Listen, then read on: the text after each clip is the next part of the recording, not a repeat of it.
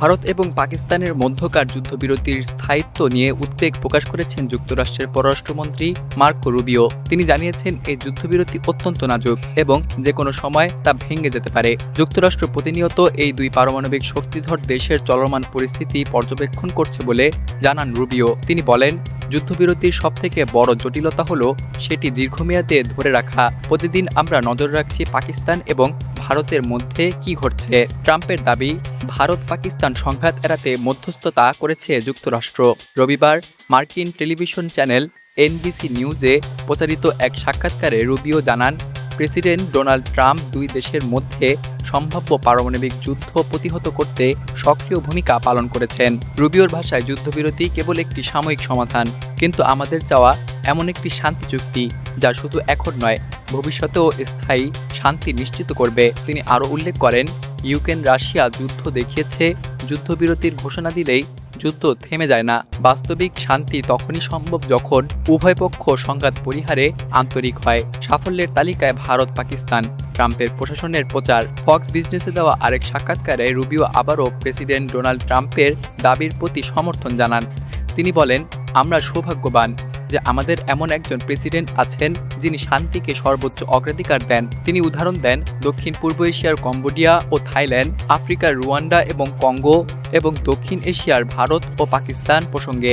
রুবিওর মতে, শান্তি প্রতিষ্ঠার সুযোগ যেখানেই থাকে, যুক্তরাষ্ট্র সেই সুযোগ কাজে লাগায়। ট্রাম্পের দাবি, আমি পারমাণবিক যুদ্ধ ঠেকিয়েছি। গত 10 মে ট্রাম্প এক সামাজিক যোগাযোগ মাধ্যম পোস্টে দাবি করেন, যুক্তরাষ্ট্রের মধ্যস্থতায় ভারত ও পাকিস্তান তাৎক্ষণিক পূর্ণাঙ্গ যুদ্ধবিরতিতে পৌঁছেছে। তিনি বলেন, বহুদিনের আলোচনা শেষে দুই দেশকে বোঝাতে পেরেছেন যে সংঘাত বন্ধ করলে তাদের সঙ্গে যুক্তরাষ্ট্র বড় অঙ্কের বাণিজ্য করবে। ট্রাম্প জানান, ভারত ও পাকিস্তান যুদ্ধ বিমান ভূপাতিত করেছিল যা পারমাণবিক সংঘাতে রূপ নিতে পারত।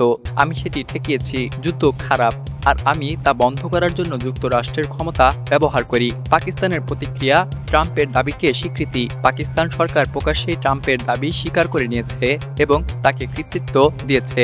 দেশটির প্রধান আসিম মুনির যুদ্ধবিরতির পর 2 দফা যুক্তরাষ্ট্র সফর করেন।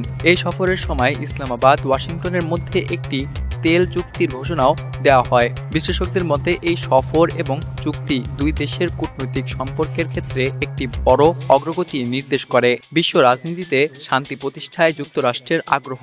রুবিওর মন্তব্য এবং ট্রাম্প প্রশাসনের পদক্ষেপ থেকে স্পষ্ট হয় যে যুক্তরাষ্ট্র বৈশ্বিক রাজনীতিতে শান্তি প্রতিষ্ঠাকে একটি কৌশলগত লক্ষ্য হিসেবে বিবেচনা করছে। ভারত পাকিস্তানের মধ্যে পারমাণবিক শক্তিধর দেশগুলোর মধ্যে শান্তি রক্ষা শুধু ওই অঞ্চলেই নয়, পুরো বিশ্বে স্থিতিশীলতা বজায় রাখতে সহায়ক। তবে সমালোচকরা যুক্তরাষ্ট্রের ভূমিকাকে অনেক সময় একতরফা অথবা কৌশলগত স্বার্থপ্রসূত বলে অভিহিত করেন। তারপরও এই মধ্যস্থতাকে ইতিবাচক পদক্ষেপ হিসেবে দেখছেন।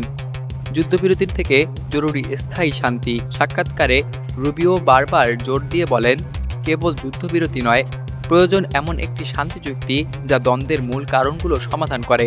ভারত ও পাকিস্তানের দীর্ঘদিনের বৈরিতার পেছনে রয়েছে রাজনৈতিক, ধর্মীয় এবং ভূখণ্ডগত বিরোধ। এসব বিষয়ে সমাধান ছাড়া শুধু অস্ত্রবিরতি টিকিয়ে রাখা কঠিন। এই বাস্তবতায় যুক্তরাষ্ট্রের ভূমিকাকে কৌশলগতভাবে গুরুত্বপূর্ণ বলেই বিবেচনা করছেন আন্তর্জাতিক বিশ্লেষকরা।